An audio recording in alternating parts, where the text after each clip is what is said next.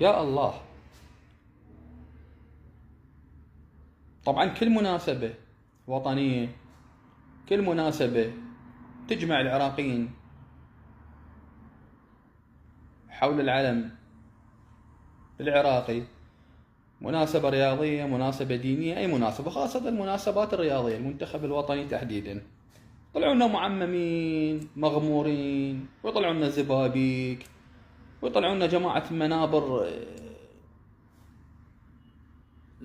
اللي ما حد يعرفهم، جماعة الطائفية وغيرهم، يبينون لو بالطائفية لو يبينون بالشغلات اللي يحاربون بها الشعب العراقي، حتى الشعب العراقي طيح حظهم حتى يطشون عود، يعني هم راضين، هاي مستواهم يعني. هسه شنو النوب؟ كأس العالم حرام. شلون تلعبون كأس العالم محرم؟ وهي فيفا، وهاي القرعة هو نظامها كل 4 سنوات، صادفت هالمرة بعض أيام محرم، بداية المباريات بأيام محرم، يعني شنو المشكلة؟ انتم مشكلتكم مو محرم، وانتم مشكلتكم مو حبا بالإمام الحسين وبحادثة الطف، بواقعة الطف الأليمة.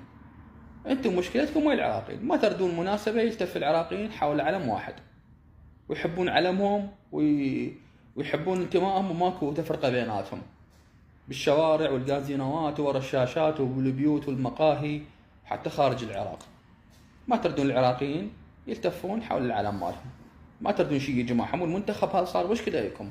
وبدكم اليوم شو تخلصون من المنتخب، تحلوه شو تسوون بيه، تلغونه، لأن بضاعتكم تبور، بضاعتكم هاي طائفية وما طائفية وعبد الزهرة وعمر تبور تنتهي. فالمنتخب الوطني صاير عبء وصخرة بطريقكم، مشكلة لكم صاير.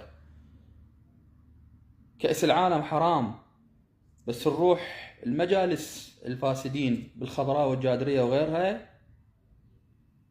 زين، ربع دجاجة على التمين ونلطم كذب ندق على راسنا ونجي.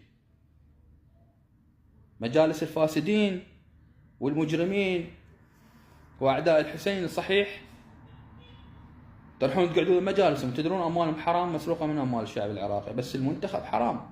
ما شنو فضلكم على المنتخب؟ شنو فضلكم على العراقيين قاعد يبون على اللعبة؟ ناس جات تصرف من جهتها بالجازينوات والحدائق وغيرها، شيكم علاقة بالناس، بس بضاعتكم تبور. كأس العالم حرام، بس مجالس الفاسدين محرم حلال. رحمة رياض حرام، زين، بس المبعوث الأمريكي وغيره والحفلات دق والرقص بالسفارة حلال.